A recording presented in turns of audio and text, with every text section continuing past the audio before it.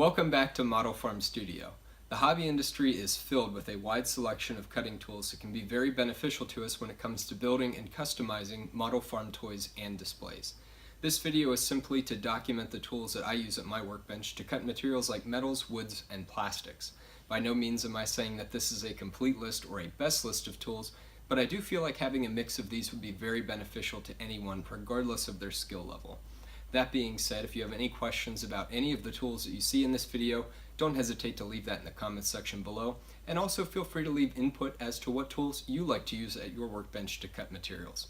That being said, be sure to like this video if you enjoyed the content, subscribe and stay tuned for future videos, and as always, be sure to exercise proper safety precautions regardless of whatever tool you're using. And with that, let's jump into it and take a look. You can categorize this video into 6 distinct sections: scissors, hobby knives, cutting pliers, razor blades, a tabletop cutoff saw, and a Dremel tool and its related cutting accessories. We'll start off with scissors, and I won't spend a whole lot of time on them. However, because I do use them often enough, I felt like I should at least highlight some points of consideration. Let's take a look at the 2 pairs of scissors that I use most frequently for my projects. First, understand that there are different types of scissors that are better suited depending on the situation. I keep one pair to cut thicker materials and a different pair for more delicate tasks. For those thicker materials, I like this pair here that's made by Companion, but a kitchen shear would do a great job as well. While it might be a surprise, I actually prefer using scissors to cut large sheets of styrene, especially corrugated stuff, because it's a little bit more challenging to cut a straight line with a razor blade and also cut across the ribs. In contrast, for thinner materials, I use a pair of mustache or beard scissors. These are shorter, lightweight, and very sharp. They're also perfect for cutting out sheets of decals because they enable you to get super close and leave a very nice smooth cut. Let's shift gears a little bit here and talk about hobby knives, which are also known as X-Acto knives. X-Acto is actually a brand of hobby knives that's become so recognizable that it's almost like Kleenex is synonymous for tissues, and Google has become a verb meaning to look something up on the internet. Hobby knives are great tools for beginners, with their greatest advantages being blade replacement and selection. Replacement blades are typically referred to by a number, with the most common one being the number 11, which I have here on X-Acto's number 1 precision knife. According to X-Acto, this specific knife is actually how their business got started back in the 1930s. X-Acto describes their cut-all knife as the jack of all trades in their product line. This knife does a great job in lightweight materials like decals and in very thin softwoods like balsa. Next up is X-Acto's number 6 knife, which has a large, thick aluminum base for added grip and stability. Because of this base, it's recommended that this knife is typically used for carving, where all of these characteristics are obviously very important when you're trying to make precise cuts. Speaking honestly, I rarely use X-Acto knives anymore. I suppose if I had a package of new replacement blades for them that I might use them again, but most of the time I just end up using a razor blade. I have a lot of tools that incorporate razor blades, and as you'll see shortly, they do just as nice of a job for my cutting needs. Cutting pliers, or side cutters as some people call them, are up next.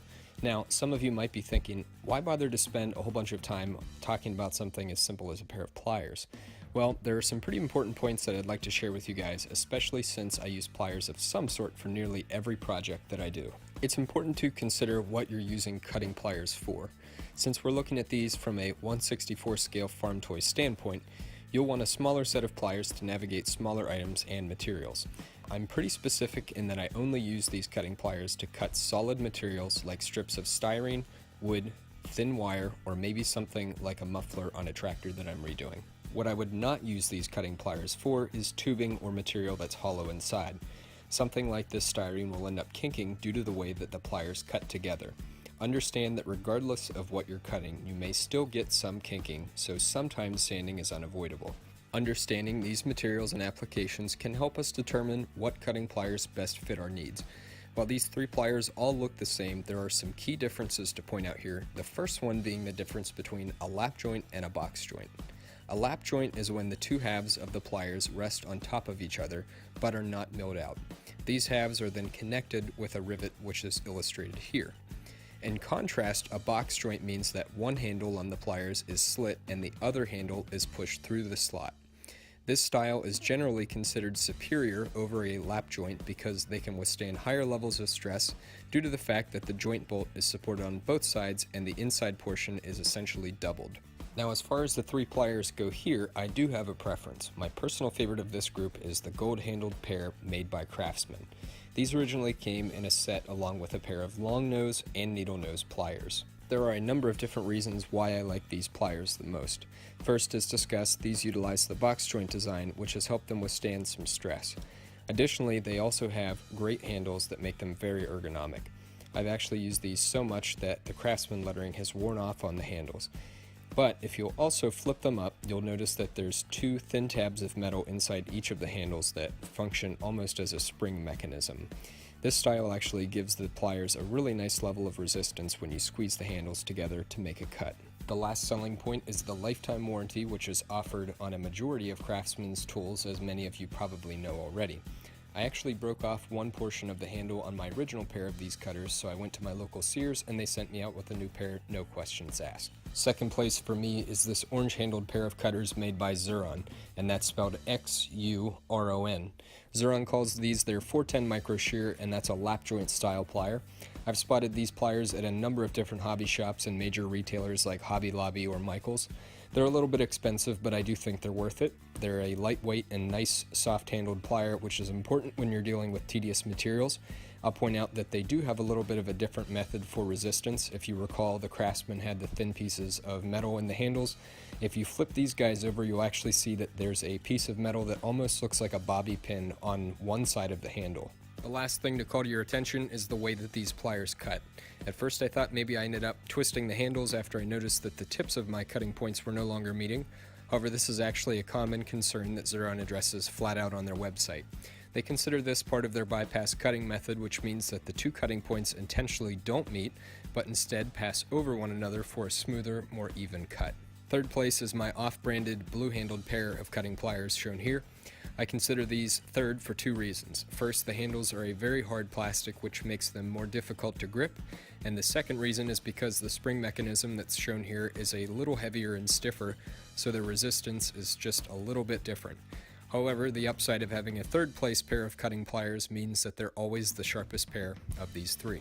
Moving on, we'll talk about razor blades, which are an incredibly versatile and cost-effective cutting solution for the model farm toy builder. Specifically, the blades I'm referring to here are called number 9, which denotes that they have a thickness of 0.009 inches. In the razor blade world, this is considered standard duty strength in comparison to the thicker number 12 counterparts. Since the number 9s are quite common, they are actually used in a variety of hobby applications, which you'll see here. The number 9 blades typically come in packs of 100 and are packaged in individual cardboard sleeves for safety purposes.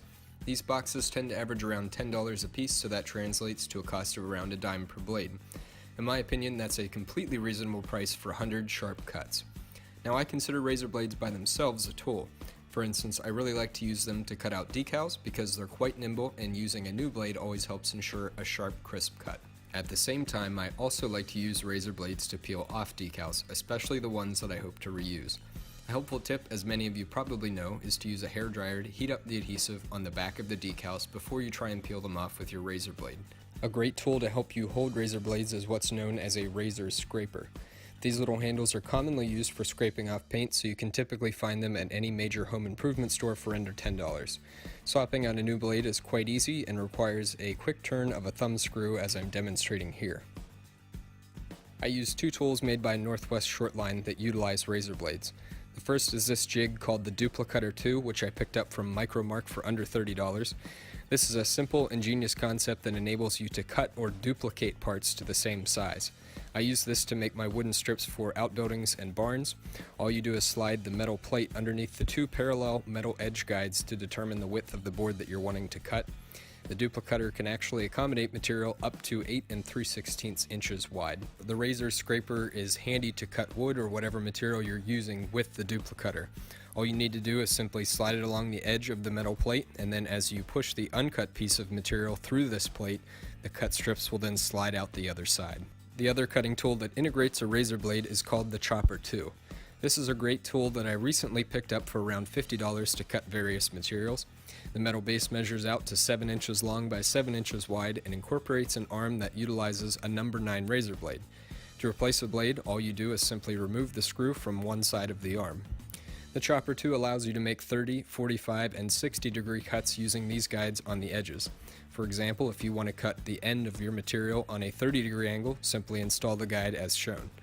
However, at the same time, you might not even need to use one of these guides if you have a square end of material that you're simply wanting to cut straight at the other end. A Dremel tool can be considered your best friend at the workbench.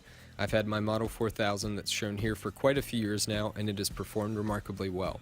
If I had around $100 to spend and I was just getting into customizing farm toys, a Dremel tool would personally be what I would choose to spend my money on. I typically use mine to cut through metal die-cast toys that I'm customizing, and also to prep and finish the parts that go along with these projects. For this video's sake, I'll be showing the wheels that I use to cut with. Dremel's EZ409 wheels, which are 1.5 inch fiberglass reinforced wheels, and their heavy-duty 420 15/16 inch wheels. The EZ409 wheels have great longevity because they're fiberglass. According to Dremel, these actually last twice as long as the smaller 420 counterparts. These wheels are quite easy to install because of Dremel's Easy Lock system, which utilizes what they call a pull, twist, and release motion all-in-one design. While I certainly get the benefits of the EZ409 wheels, I personally gravitate to the heavy-duty 420s. These wheels are secured using a 402 mandrel, which is a little bit different than the Easy Lock system in that it's a shank that uses threads to secure the wheels. This design allows the wheels to be removed simply by unscrewing the screw that's at the end of the shank with a small standard screwdriver. I do want to call to your attention that there are also 406 wheels that are thinner than these 420 wheels, so just be sure that you're picking up the right pack.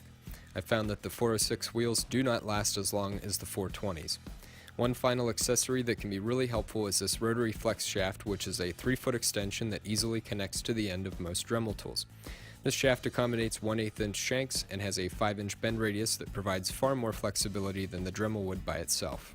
The final cutting related tool that I'll be going over here is a 2-inch mini benchtop cutoff saw that was made by Drill Master. For those of you who don't know it or recognize it, Drill Master is a brand of tools that are sold at Harbor Freight. This saw was less than $40, and overall it's done a pretty decent job to meet my needs. I bought this to quickly cut round materials that are often difficult to cut straight, like rods of styrene and metal tubing that I use for axles. It has a very small footprint and sits nicely on the corner of my workbench with this convenient little metal clamp.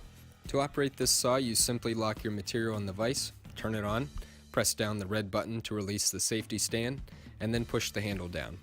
It's recommended for use in softer metals, woods, and plastics. However, from my experience, really cutting any type of metal lugs the motor down hard despite it running at 10,600 RPM. So I just take it slow and really ease the blade into the material, and it still gives me a pretty good smooth cut. That being said, overall, I would say that for as much as I use this saw, it's not terrible given the cost. Most people know what to expect from the tools that they buy at Harbor Freight, but if you're unfamiliar with them, I'll simply say to temper your expectations, especially if you're considering buying something such as this saw. In other words, if you're looking to quickly cut a bunch of material, you might be better off getting a saw that's a little bit more heavy duty and well refined. That wraps it up, guys. Hope you enjoyed the video. If you did, please be sure to hit that like button and subscribe, and stay tuned for future content. See you next time.